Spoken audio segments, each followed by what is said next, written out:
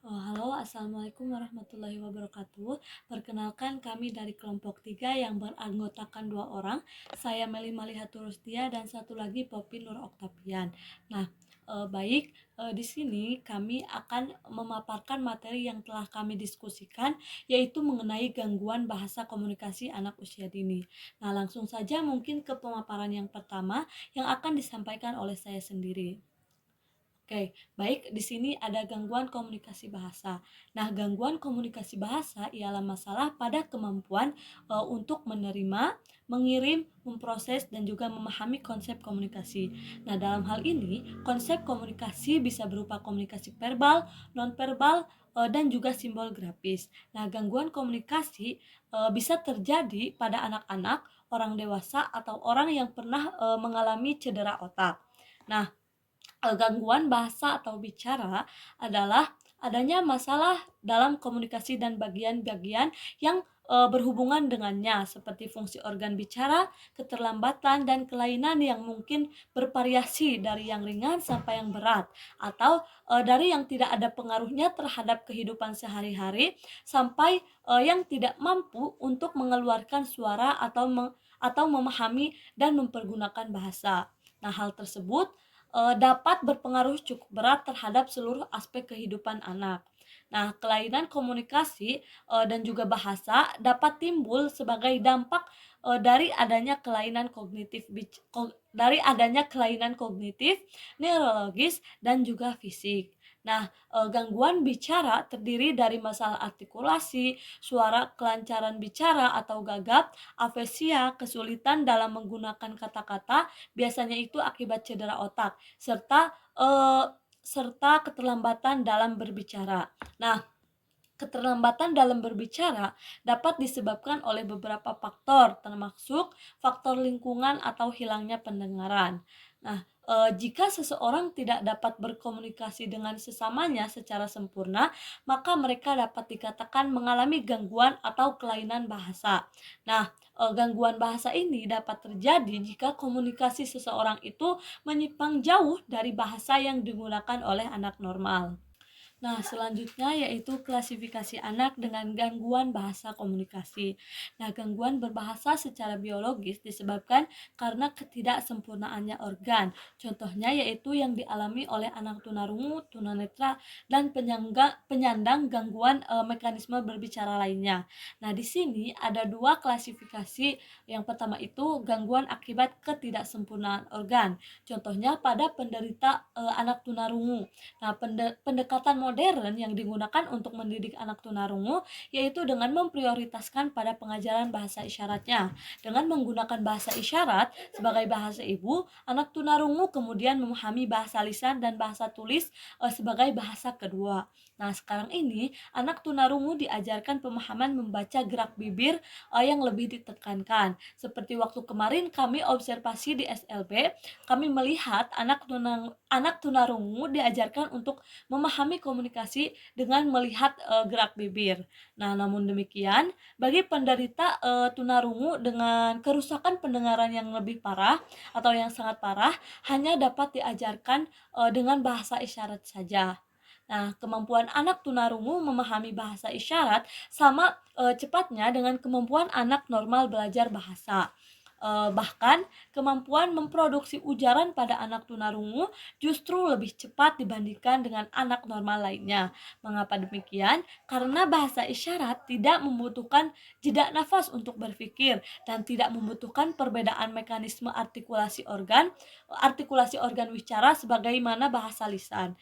Nah, secara umum, perkembangan bahasa pada anak tunarungu itu ditentukan oleh tiga faktor yang mendasar. Yang pertama itu tingkat kerusakan pendengaran, lalu status pendengaran orang tua apakah normal atau tunarungu, dan usia diperkenalkan bahasa pada sistem komunikasi tertentu serta konsistensi latihan berkomunikasi. Nah, selanjutnya yang kedua ada gangguan pada mekanisme berbicara. Nah, ketidaksempurnaan organ bicara menghambat kemampuan seseorang untuk memproduksi ucapan atau perkataan yang sejatinya itu terpadu dari pita suara, lidah, otot-otot yang membentuk rongga mulut serta kerongkongan dan juga paru-paru. Nah, hal ini disebut dengan gangguan mekanisme berbicara. Nah, menurut Cher 2003, berdasarkan mekanismenya, gangguan berbicara dapat terjadi akibat kelainan pada paru-paru, pita suara, pada lidah serta pada rongga mulut dan juga kerongkongan. Nah, menurut Nyoktijen dalam TIL 2010, klasifikasi gangguan komunikasi dan berbahasa ada dua. Yang pertama itu hanya mengalami gangguan ekspresif dan juga reseptif normal. Nah, dengan sedikit atau tanpa komorbiditas gangguan lain yang menyertainya. Nah, lalu ada gangguan campuran antara perkembangan bahasa ekspresif dan juga reseptif. Nah, seringkali terjadinya perbedaan yang bermakna antara skor tes verbal IQ dengan non-verbal IQ, di mana skor verbal IQ-nya itu mencapai skor yang sangat rendah atau non-verbal IQ-nya itu mencapai skor yang lebih tinggi. Nah, daripada tes pemahaman bahasanya. Nah, pemahaman bahasanya itu lebih rendah daripada rata-rata anak seusianya. Artinya ada gangguan perkembangan bahasa reseptif. Nah, untuk selanjutnya yaitu gangguan bahasa secara kognitif. Nah, yang termasuk gangguan kognitif yaitu demensia. Nah, istilah demensia ini mencakup diagnosa yang luas sebagai simptom dari kemunduran intelektualitas akibat perubahan jaringan sel di otak. Orang yang menderita demensia menunjukkan banyak gangguan seperti agnosia, kesulitan mengenali objek melalui rangsang indera, lalu apraksia, ketidakmampuan melakukan perbuatan kompleks dan tangkas menurut kehendak, lalu amnesia, gangguan memori, lalu perubahan kepribadian, perubahan perilaku, dan juga kemunduran dalam segala macam fungsi intelektualnya. Nah, semua gangguan ini menyebabkan kurangnya berpikir sehingga ekspresi verbalnya itu diwarnai dengan kesukaran menemukan kata-kata yang tepat. Nah, kalimatnya seringkali diulang-ulang, lalu pembicaraannya itu sering terputus karena arah pembicaraannya itu tidak teringat atau sering berpindah ke topik lain. Sebagai akibatnya, menurun fungsi kognitifnya. Nah, penderita ini mengalami agnosia, yaitu kemampuan mengenali benda yang dilihat, didengar, atau diraba. Nah, selain itu juga tidak mampu mengenali benda tersebut. Nah, selanjutnya yaitu gangguan bahasa secara psikogenik.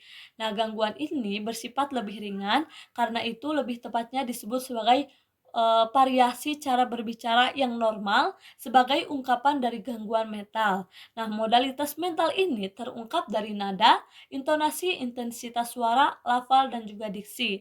Nah, ujaran yang berirama lancar atau tersendat-sendat juga mencerminkan sikap mental si pembicara.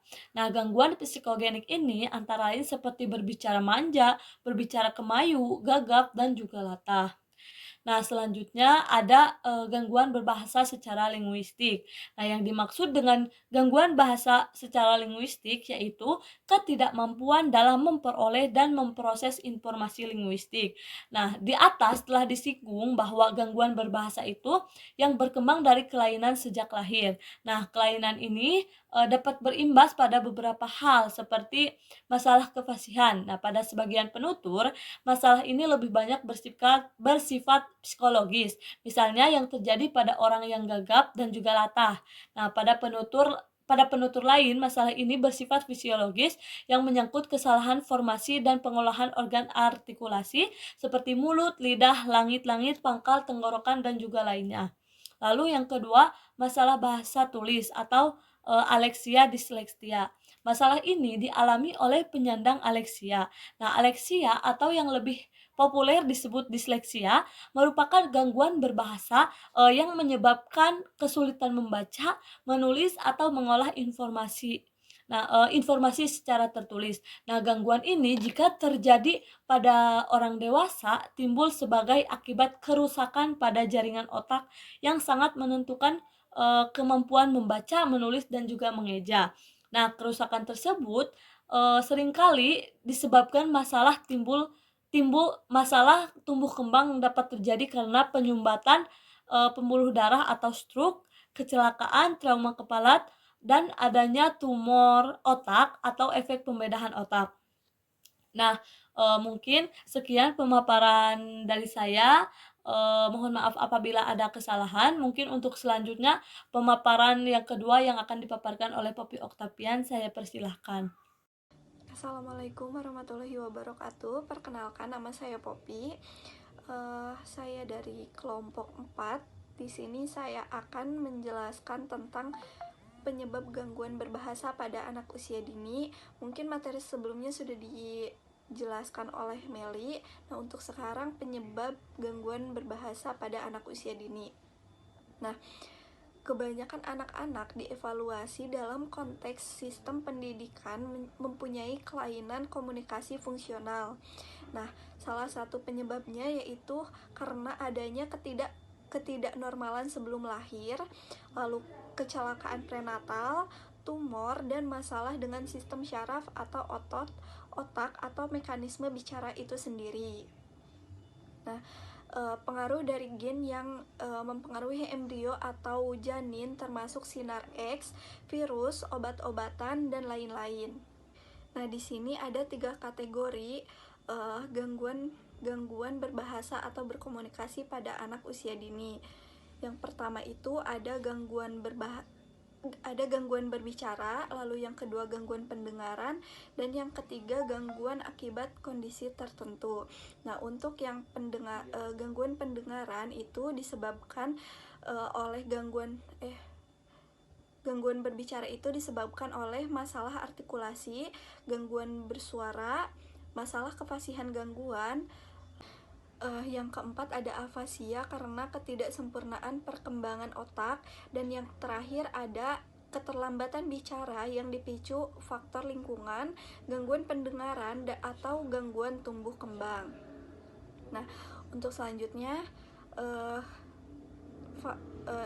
kategori gangguan pendengaran baik parsial maupun total, yang jenisnya yang pertama ada jenis gangguan pendengaran konduktif. Nah, gangguan pendengaran konduktif ini disebabkan oleh suatu penyakit yang mengganggu fungsi telinga bagian luar dan tengah, sehingga penyandang perlu menggunakan alat bantu untuk mendengar. Nah, yang kedua ada gangguan pendengaran akibat hilangnya sensor syaraf. Nah, hal ini dikarenakan kerusakan sensorik di dalam telinga yang berfungsi mengantarkan pesan atau rangsangan suara. Nah, penyandangnya ini mengalami kendala merespon suara apapun meskipun menggunakan alat bantu pendengaran. Nah, untuk yang ketiga ada gangguan pendengaran kompleks. Nah, hal ini diakibatkan karena rusaknya fungsi pada telinga bagian luar, tengah, dan dalam. Nah, untuk kategori yang terakhir yaitu gangguan akibat kondisi tertentu itu seperti kesulitan belajar yang dapat menjadi sebab maupun akibat gangguan bahasa itu sendiri. Lalu yang kedua ada cerebral palsy atau lumpuh otak. Yang ketiga ada retardasi atau keterbelakangan mental.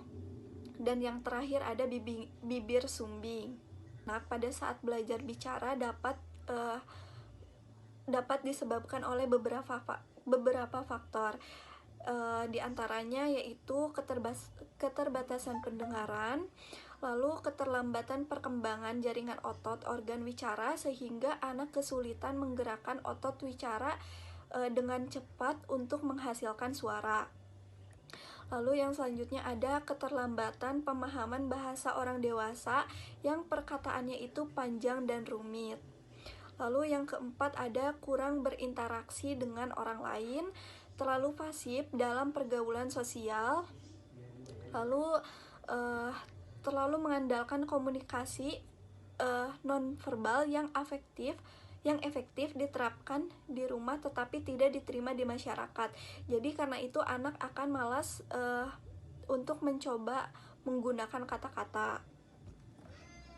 Nah, jadi gangguan berbahasa pada anak dapat berimbas pada hambatan belajar atau learning disabilities. Nah, jadi gangguan berbahasa dan berkomunikasi melibatkan hambatan memahami dan memproduksi bahasa. Nah, Dari kedua hal ini termasuk keluaran dari proses pengolahan informasi, pesan dan pikiran yang diikuti pemilihan kata-kata yang tepat sehingga penjelasan secara verbal dapat dipahami lawan bicara. Nah, di sini ada beberapa gangguan jenis bahasa yang dapat terdeteksi sejak dini. Di antaranya yaitu spektrum autisme, atraksia disleksi, lalu ada gagap, ada keterlambatan bicara atau speech delay, dan cerebral palsy. Nah, untuk yang pertama di sini ada spektrum autism atau ASD. Nah, secara umum pada penyandang autism ini terdapat problem neurologis yang mempengaruhi pikiran, persepsi, dan perhatiannya yang lalu merambat mempengaruhi perilaku. Diistilahkan spektrum autisme atau autism spectrum disorder ini atau ASD ini karena terdapat variasi yang sangat beragam antar penyandangnya. Nah, di sini ada dua kategori perilaku autism. Yang pertama, perilaku ekspresif atau eksesif atau berlebihan, dan yang kedua perilaku defisit atau berkekurangan. Nah, di sini yang termasuk perilaku eksesif yaitu diantaranya hiperaktif, tantrum atau mengamuk berupa jeritan, lalu menyepak, menggigit, mencakar, memukul, dan lain sebagainya. Nah, untuk yang di sini juga sering terjadi anak menyakiti diri sendiri atau self abuse. Nah, untuk perilaku defisit sendiri ini ditandai dengan gangguan bicara, perilaku sosial yang kurang sesuai, misalnya seperti anak naik ke pangkuan ibu bukan untuk mendapat kasih sayang tetapi untuk mendapatkan kue. Lalu yang selanjutnya defisit sensoris sehingga dikira tuli. Nah, lalu bermain tidak benar dan emosi yang tidak tepat, misalnya tertawa tanpa sebab, menangis tanpa sebab, dan melamun. Nah, di sini contoh simptom yang mencirikan autisme diantaranya yaitu anak tidak mau melakukan kontak mata, tidak mau berinteraksi, keterbatasan komunikasi, lalu lamban dalam belajar bahasa, hiperaktif, berjalan dengan berjinjit atau berputar-putar, stimulasi diri, suka berteriak-teriak sendiri, lalu sering berbicara, tertawa atau menangis sendiri tanpa sebab yang jelas. Yang selanjutnya di sini ada disfasia.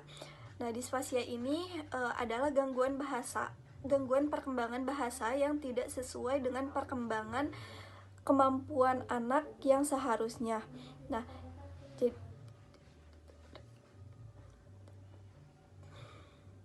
Nah, gangguan ini muncul karena adanya ketidaknormalan pada pusat bicara yang ada di otak. Anak dengan gangguan ini pada usia setahun belum bisa mengucapkan kata spontan yang bermakna, misalnya mama atau papa. Nah, selanjutnya ada gangguan disintegratif. Pada usia 1-2 tahun, anak tumbuh dan berkembang secara normal. Kemudian kehilangan yang telah dikuasainya dengan baik. Anak berkembang normal pada usia 2 tahun pertama seperti kemampuan komunikasi, sosial, bermain, dan perilaku. Namun, kemampuan itu terganggu sebelum usia 10 tahun. Yang terganggu itu diantaranya adalah kemampuan bahasa, sosial, dan motorik. Yang ketiga ada sindrom Asperger. Gejala khas yang timbul adalah gangguan interaksi sosial ditambah gejala keterbatasan dan pengulangan perilaku, ketertarikan, dan aktivitas. Anak dengan gangguan ini mempunyai gangguan kualitatif dalam interaksi sosial, ditandai dengan gangguan penggunaan beberapa komunikasi nonverbal seperti pandangan, mata, ekspresi wajah, dan badan. Dan untuk yang terakhir di sini ada gangguan multisystem development disorder atau MSDD. Nah, MSDD ini digambarkan dengan ciri-ciri anak mengalami problem komunikasi sosial dan proses sensori atau proses penerimaan rangsang indrawi gitu. Ciri-cirinya yang jelas adalah reaksi abnormal, bisa kurang sensitif atau hypersensitif terhadap suara, aroma, tekstur, gerakan, suhu, dan indera lainnya. Nah, untuk selanjutnya di sini ada karakteristik dari anak-anak dengan gangguan komunikasi. Nah, bahasa secara garis besar dapat dibagi ke dalam dua bentuk dasar. Yang pertama yaitu bahasa reseptif atau kemampuan memahami apa yang dimaksud dalam komunikasi lisan. Dan yang kedua ada bahasa ekspresif atau kemampuan memproduksi bahasa yang dapat dipahami oleh dan berarti bagi dua orang. Nah, di sini selanjutnya di sini ada karakteristik dari anak-anak dengan gangguan bahasa komunikasi. Nah, bahasa secara garis besar dapat dibagi ke dalam dua bentuk dasar. Yang pertama yaitu bahasa reseptif atau kemampuan memahami apa yang dimaksud dalam komunikasi lisan, dan bahasa ekspresif atau kemampuan memproduksi bahasa yang dapat dipahami oleh dan berarti bagi orang lain. Keterampilan bahasa ekspresif dan kemungkinan kesulitan yang menyertainya termasuk di dalamnya tata bahasa, struktur kalimat, kefasihan, perbendaharaan kata, dan pengulangan. Bahasa reseptif kekurangannya biasanya berhubungan dengan menanggapi, mengabstraksisasikan, menghubungkan, dan menggali pemikiran. Nah, di sini ada beberapa karakteristik yang mungkin ditemukan pada anak kelainan bahasa ekspresif dan reseptif. Untuk bahasa ekspresif yaitu yang pertama ada menggunakan tata bahasa dengan tidak tepat, seperti saya pergi tidak ke sekolah gitu. Lalu yang kedua, kurangnya kemampuan menggambarkan sesuatu secara khusus. Nah, yang ketiga sering malu. Lalu yang keempat, mempunyai kesulitan mempergunakan kata untuk mengkomunikasikan sesuatu. Dan yang terakhir, takut bertanya. Nah, untuk bahasa reseptifnya sendiri yaitu yang pertama ada mempunyai keterbatasan perbendaharaan kata, lalu tidak merespon pertanyaan dengan benar, lalu tidak dapat berpikir secara abstrak atau memahami abstraksi dari suatu ungkapan. Lalu yang ketiga, tidak dapat mengingat informasi yang disampaikan secara lisan.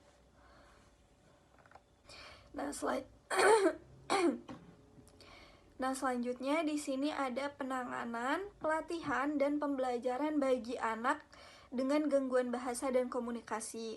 Nah, dalam menangani anak-anak dengan gangguan bahasa dan komunikasi atau bicara atau bahasa, orang tua memerlukan pengetahuan tentang anak tersebut, keterampilan mengasuh dan melayaninya. Nah, di sini anak dengan gangguan komunikasi perlu mendapatkan dorongan, tuntunan, dan praktik langsung secara bertahap. Potensi yang dimiliki anak-anak berkebutuhan khusus akan tumbuh kembang seiring dengan keberhasilan peran orang tua dalam memahami dan memupuk potensi anak tersebut. Nah, beberapa anak mungkin memang memerlukan terapi artikulasi, sementara yang lainnya dibantu dengan menggunakan alat bantu bicara dengan benar. Nah, atau mungkin yang lainnya akan lebih beruntung dengan adanya program intensif yang dapat meningkatkan kesadaran fonem. Nah, di sini ada layanan bicara atau bahasa dan pembelajaran kemampuan pengenalan huruf. Nah, sebagaimana telah dikemukakan sebelumnya, bahwa kelainan bicara dan bahasa dapat berpengaruh terhadap prestasi dan perilaku siswa. Nah, menurut The American Speech Language Hearing Association, para ahli bahasa dapat menguatkan hubungan antara bahasa lisan dan keterampilan pra-pengenalan huruf, memberikan intervensi yang berhubungan dengan kesadaran fonem dan ingatan, menganalisis penggunaan bahasa yang ditemukan di dalam buku bacaan dan bahan-bahan sekolah lainnya, serta media dan menganalisis bahasa siswa sehingga intervensi akan sesuai dengan kebutuhan anak. Nah, di sini yang terakhir ada komunikasi dengan menggunakan teknologi. Nah, kebanyakan anak dengan kelainan bahasa dan bicara dapat dibantu dengan penggunaan teknologi, perangkat keras dan perangkat lunak pada komputer serta berbagai pilihan tersedia melalui internet dapat membantu siswa berkomunikasi secara efektif dan mempraktekkan keterampilan mereka dalam belajar. Sekian presentasi dari saya, mohon maaf bila ada banyak kesalahan. Wassalamualaikum warahmatullahi wabarakatuh.